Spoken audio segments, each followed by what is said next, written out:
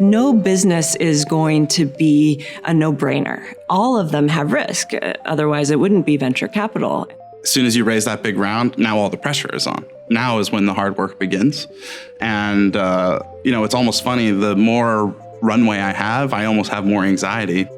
Every Monday I wake up, I have no idea what I'm going to need to learn by Friday. No idea. You have to be somewhat loony to want to do this anyways, right? I literally remember my wife saying to me, "We don't have enough money to get groceries this week, Erik."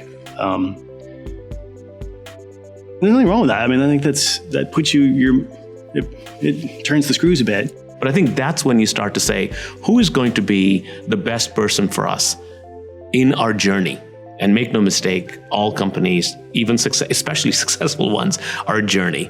They have to deal with the twists and turns of what is going to happen in the marketplace. So I think in the case of Ignition, what was very clear to me, and that this team, Frank and John, Nick, had all come from operational backgrounds. They had been in my shoes. They had run big products in big companies. With Nick and Ignition, it's been very clear the context is important. They prioritize that. They prioritize their time with me, and that's really critical. I'm on the board of Splunk with John, and Nick was on the board for a very long time, where you hear from Godfrey and from the other execs at Splunk that they were the most steadfast partner, that when hard times came, they were ready. They were hunkered down right in the foxhole with the rest of the team and just powered through it with them. John Connors, as a board member, is like a mentor for a young company, and at the same time, he can scale to the company the size of a Microsoft and sits on the Nike board. I consider John Connors to be one of the best board members I've ever had at any company, any time.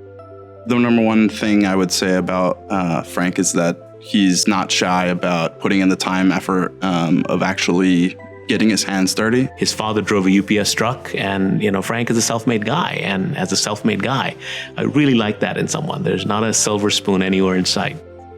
I think you want to find a partner that is less concerned about valuation and more about the relationship, and someone that's going to be there for the weekly shit that goes wrong.